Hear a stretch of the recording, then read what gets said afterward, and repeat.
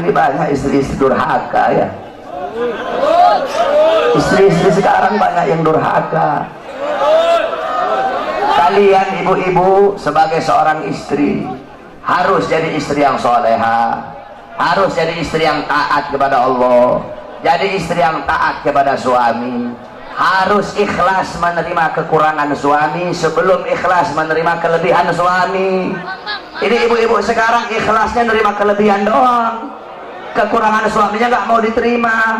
Suami datang nggak bawa duit diteriakin sama ibu-ibu. Kalian sebagai seorang perempuan, ridho Allah kepada kalian berada dalam ridho suami kalian. Ibu-ibu, beda anak perempuan sama anak laki, itu beda. Kalau anak laki-laki dia nikah, dia bukan milik istrinya, dia tetap milik bapak dan ibunya. Tapi kalau anak perempuan udah nikah, maka perempuan itu sepenuhnya milik suaminya. Makanya cari ridhonya suami. Ini kadang istri sekarang kurang ajar sama suami, kasar sama suami, caci maki suami. Nggak heran suami-suami jadi pada takut istri semua. Kalian sebagai seorang wanita ikhlas terima kekurangan suami kalian, sabar dalam ngurusi rumah tangga kalian. Soalnya ibu-ibu tahu zaman sekarang ini, kita kalau mau cari perempuan cantik banyak, mau cari perempuan kaya banyak, mau cari perempuan pintar banyak. Saya sehari 10 bisa saya dapat. Kalau cuma mau cari cantik doang, saudara-saudara. Yang susah perempuan yang ikhlas menerima kekurangan suaminya dan sabar di dalam mengurusi urusan rumah tangga. Kalian sebagai seorang istri, tempatkan kedudukan kalian di bawah kaki suami dan taruh suami kalian di atas kepala kalian. Rendahkan suara kalian di hadapan suami. Suara istri itu harus lebih rendah daripada suara suami. Ini ibu-ibu, suaminya ibu-ibunya jauh kemana-mana sama suara suami. Suaminya datang nggak bawa apa-apa, kasihan, habis jadi gojek jauh-jauh, kehujanan, kepanasan, berantem sama Ahok, pulang ke rumah nggak bawa apa-apa, dilempar panci suaminya. Udah gojek kemana-mana, ada yang jualan rokok, kasihan, di sana cari nafkah untuk ngasih makan anak bini. Datang ke rumah nggak bawa apa-apa, diomelin sama istri. Hargai keringat suami kalian yang jatuh untuk menafkahi kalian sebagai anak istri. Jadilah kalian seorang wanita yang nggak banyak ngeluh sama suami. Ibu-ibu tahu, ibu-ibu kalau banyak ngeluh sama suami, jangan heran kenapa rezekinya suami kamu mampet. Kenapa? Karena banyak istri-istri yang suka ngeluh. Jadi jangan banyak ngeluh, udah ikhlas aja. Suami mau datang bawa uang kayak nggak bawa uang kayak, ikhlas kamu, jangan ngeluh. Justru semakin ngeluh semakin mampet. Kamu doakan kamu punya suami, ya Allah semoga suami saya dikasih rezeki yang banyak, permudah rezeki suami saya. Jangan banyak ngeluh, nuntut ini nuntut itu, beli bedak harga 1 juta. Ibu-ibu tahu wanita-wanita yang ada di Hadramut? Ibu-ibu tahu Hadramut? Hadramut tempatnya Wali Songo. Wali Songo yang bawa Islam, para habaib itu asalnya dari Hadramut. Ibu-ibu mau tahu perempuan di sana kayak gimana? Wanita-wanita yang ada di sana, istri-istri yang ada di sana, itu kalau beras habis, garam habis, susu habis, bawang habis, itu mereka nggak ngomong sama suaminya. Beras habis, mereka nggak ngomong begitu. Susu habis, nggak kayak ibu-ibu. Ibu-ibu, woi bang, beras habis bang, mana aja bang. Terus perempuan di sana kalau beras habis gimana? Kalau beras habis nih ibu-ibu tiru mereka nih. Kalau beras habis itu karungnya mereka taruh di tempat yang mencolok. Kalau susu habis kalengnya mereka taruh di tempat yang mencolok. Jadi nanti dia suaminya tahu sendiri. Oh udah habis beras. Kalau ibu-ibu dapat suami yang ngerti. Kalau ibu-ibu dapat suami yang nggak ngerti, setahun nggak makan, itu beras udah habis tetap nggak bakal dia beli, walaupun ibu taruh depan pintu dia nggak tahu apa-apa. Jadi kalau dapat suami yang nggak ngerti, beras habis ambil karungnya taruh di kepalanya, beras habis. suaminya ngerti, taruh tuh karung beras di depan. Jadi suaminya bangun tidur, ucek-ucek mata, oh udah habis beras, dia mandi, dia beli beras. Kalau ngerti, kalau nggak ngerti juga, ambil tuh karung, lagi tidur suaminya masukin dalam karung beras.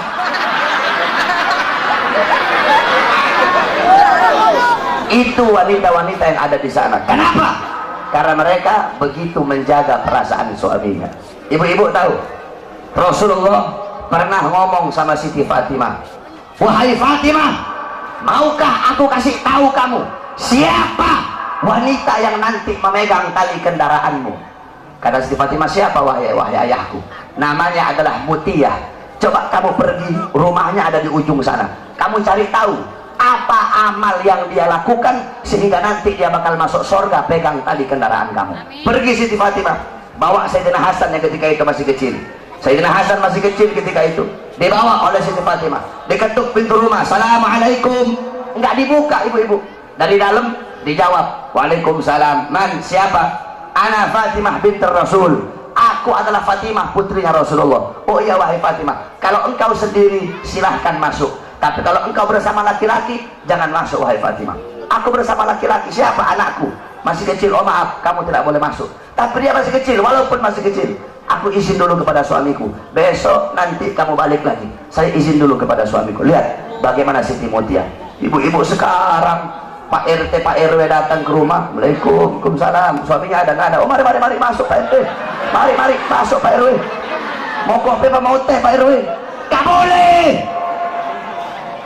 Mau yang datang presiden kek, kalau belum izin kepada suami gak boleh, haram.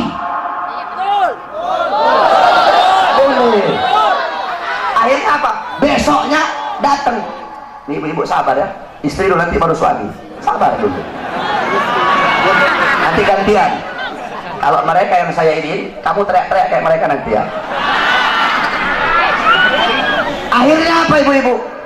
Akhirnya besok datang lagi Siti Fatimah, bawa Sayyidina Husain. Ketika diketuk, assalamualaikum, waalaikumsalam. Man, Fatimah binti Rasul. Oh wahai Fatimah, kamu bersama siapa? Bersama Husain dan Hasan. Oh maaf, kalau Hasan udah dikasih izin, kalau Husain belum dikasih izin. Balik lagi besok, aku izin dulu kepada suamiku. Dia izin kepada suaminya, baru besoknya boleh masuk Siti Fatimah. Siti Fatimah lihat ini perempuan biasa-biasa aja, ahli ibadah bukan, ahli sholat bukan, ahli Quran bukan. Terus amal apa yang dia lakukan sehingga masuk surga nanti megang tali kendaraan Siti Fatimah? Padahal ini perempuan biasa-biasa saja. Tiba-tiba Siti Fatimah melihat ada 3 buah benda. Itu 3 buah benda sangat dikeramatkan, jadi sangat diagungkan sama Siti Mutia. 3 benda itu adalah cambuk, lap, sama gunting. Cambuk, lap, sama gunting. Siti Fatimah tanya, wahai Mutia, 3 buah benda ini untuk apa? Kok kayaknya kamu istimewakan ini 3 benda ini? Kata Siti Mutia, oh itu lap, ketika suamiku pulang cari nafkah, aku lapin seluruh keringatnya yang jatuh, aku lap. Karena keringat itulah yang jatuh untuk mencari nafkah, untuk menghidupi aku dan anak-anakku. Kira-kira ada istri di sini begitu? Tidak ada. Awas kamu sampai rumah dihantam sama istri kamu nanti. Ibu-ibu bisa begitu? Bisa nggak? Suaminya pulang habis dari gojek terus digituin, bisa?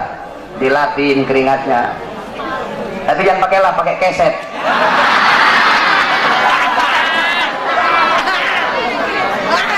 Itu yang pertama. Kemudian kata Siti Fatimah, terus ini cambuk untuk apa? Siti Mutia jawab, cambuk ini ketika suamiku aku sediakan makan, suamiku makan, ketika habis makan aku kasih cambuk.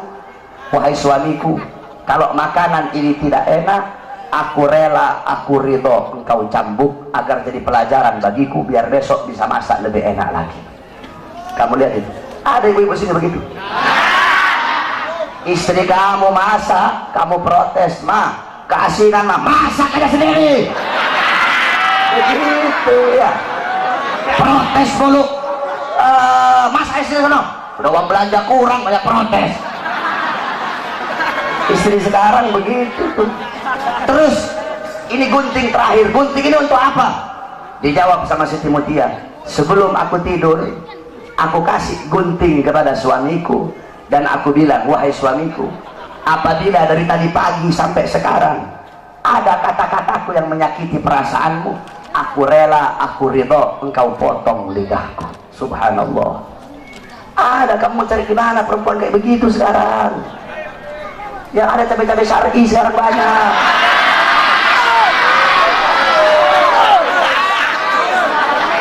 Istri kalian kira-kira kayak gitu nggak?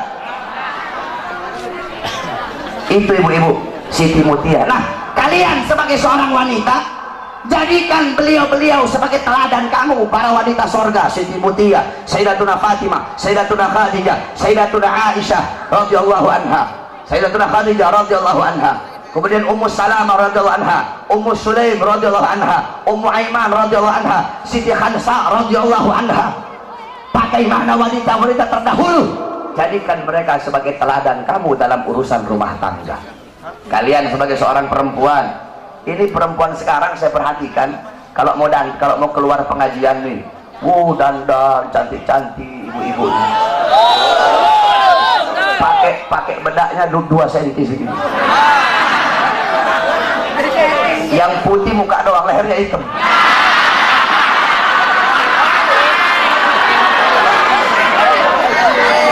Kalau mau ke pengajian, dandan cantik-cantik.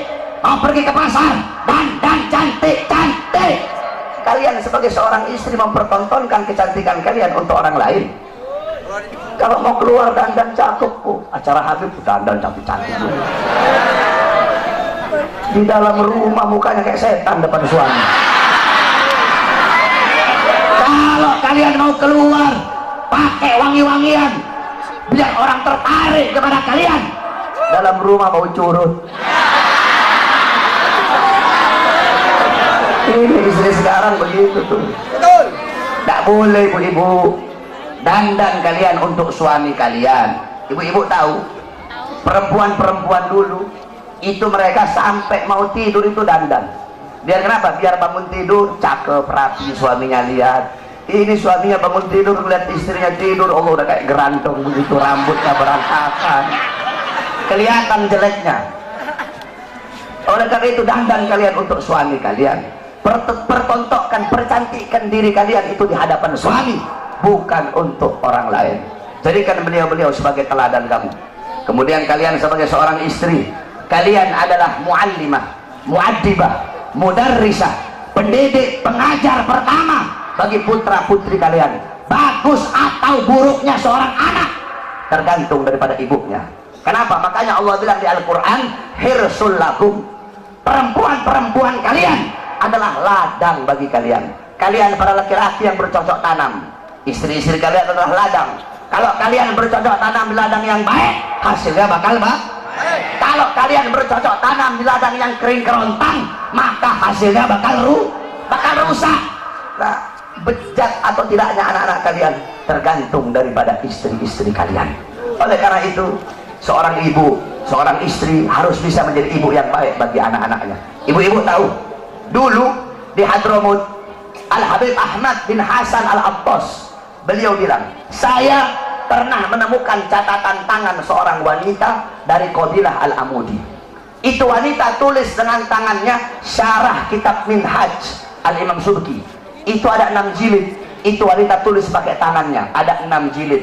Di akhir tulisan wanita itu bilang, tolong dikasih uzur, tolong kasih maaf kalau ada kata-kata yang salah dalam penulisan ini, karena aku menulis ini kitab dalam keadaan menyusui anak-anakku. Subhanallah. Coba kamu bayangkan, itu perempuan nulis kitab, nyusuin anaknya sambil ngarang kitab, sambil nulis kitab.